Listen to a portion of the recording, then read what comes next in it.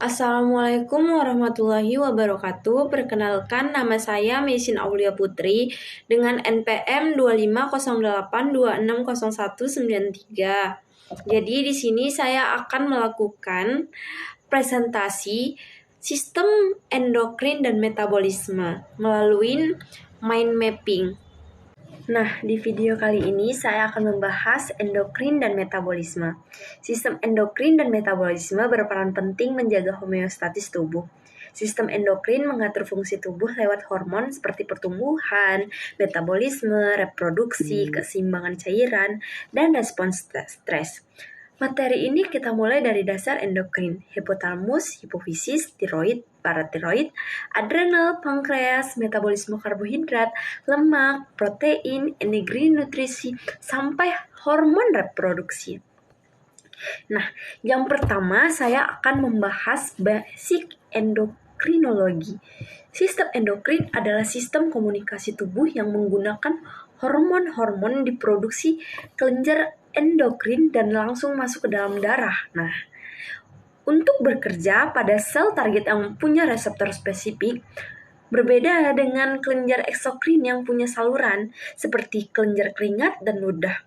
Jenis hormon ada 3, peptida, steroid, dan turunan asam amino.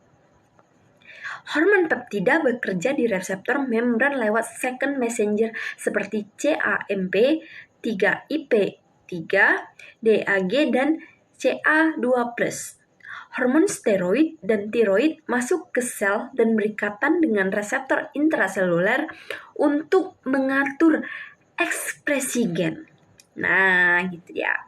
Pengaturan hormon untuk lewat feedback negatif. Feedback menekan reproduksi saat kadar sudah cukup. Positif feedback memperkuat proses yang berjalan. Reseptor juga bisa up regulation dan down regulation. Nah, yang kedua itu ada hipotalamus dan pituitari nih. Hipotalamus dia menghubungkan sistem saraf dan endokrin. Hipotalamus mengatur hipofisis lewat hormon releasing dan inhibiting. Contohnya TRH ke TSH atau CRH ke ACTH, GnRH ke VSH, dan LH GHRH ke GH. Dopamin menghambat prolaktin.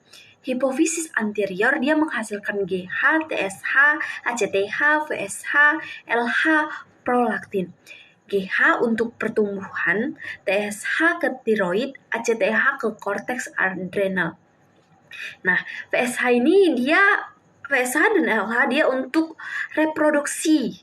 Nah, kalau prolaktin fungsinya dia untuk produksi ASI.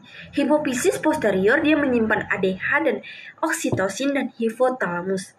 ADH meningkatkan reabsorpsi air di ginjal, kekurangan ADH, lalu dia ke diabetes insipidus, kelebihan CADH. Oksitosin untuk kontraksi uterus saat persalinan pengeluaran ASI.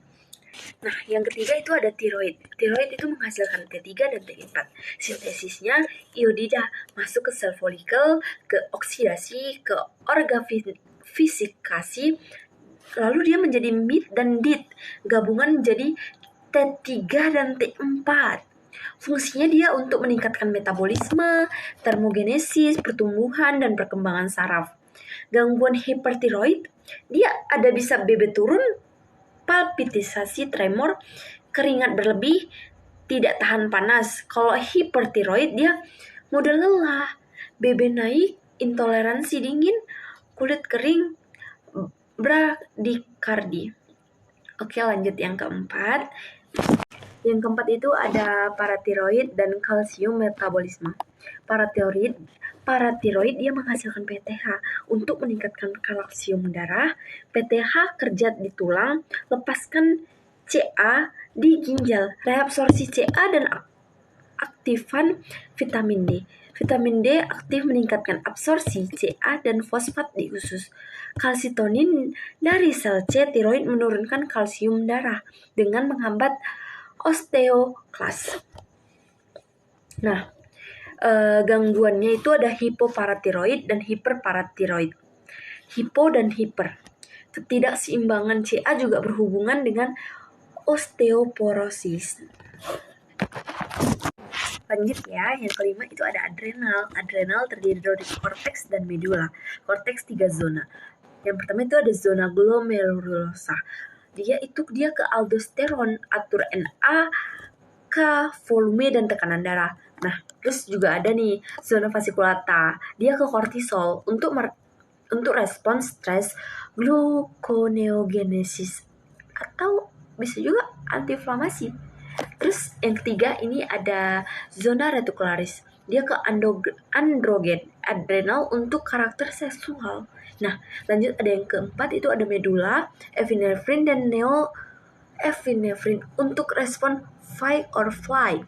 Gangguannya itu dia Cushing syndrome karena kortisol berlebih. Addison karena defisiensi hormon korteks.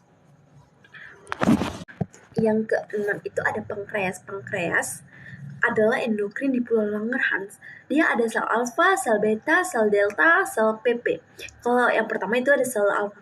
Alfa itu dia ke glukagon, naikkan glukosa. Kalau sel beta itu ada insulin, dia turunkan glukosa. Nah, kalau sel delta, somatostasin. Nah, kalau sel PP dia pankreatik polipeptida. Setelah makan, insulin tuh naik.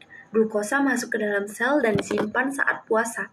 Glukagon naik, terjadi glikolisis dan gluconeogenesis. Diabetes tipe 1 itu dia defisiensi insulin karena kerusakan sel beta. Nah, kalau diabetes tipe 2 dia resistensi insulin tambah penurunan fungsi sel beta. Nah, yang ketujuh ada karbohidrat metabolisme. Karbohidrat juga dipecah jadi glukosa sebagai sumber energi utama.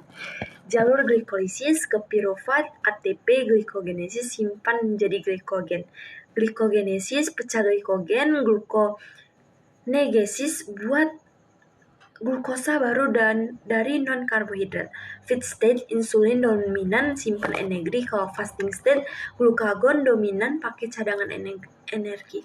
Nah, yang ke-8 itu ada metabolisme lemak dan protein. Lemak disimpan sebagai trigliserida saat butuh energi. Lipolisis jadi asam lemak tambah gliserol asam lemak. Beta oksidasi menjadi asetil CoA. Puasa panjang ketogenesis, jadi badan keton, energi berlebih, lipogenesis, protein dipecah jadi asam amino untuk sintesis protein. Atau energi nitrogen diproses lewat siklus urea di hati. Nah, lanjut yang 9 ya guys.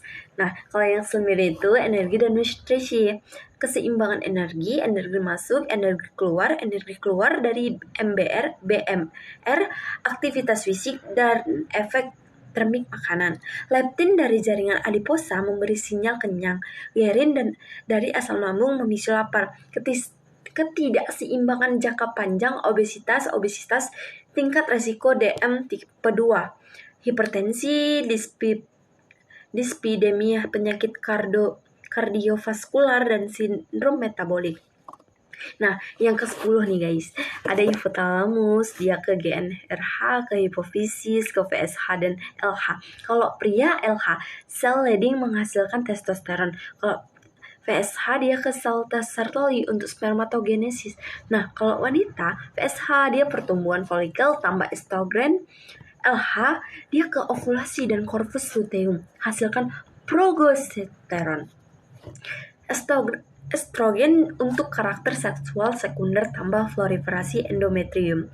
Progesteron untuk persiapan inflamasi dan kehamilan. Oke guys, jadi kesimpulannya sistem endokrin dan metabolisme dia bekerja sama menjaga homeostasis hormon untuk mengatur metabolisme, pertumbuhan energi, glukosa, kalsium, stres, dan reproduksi. Gangguan hormon bisa menyebabkan DM, hipotiroid, Cushing, Addison, hingga di obesitas. Dengan memahami hubungan hormon organ, target, dan jalur metabolisme, kita bisa mengerti bagaimana tubuh mempertahankan keseimbangan dan bagaimana penyakit endokrin terjadi. Sekian penjelasan dari saya.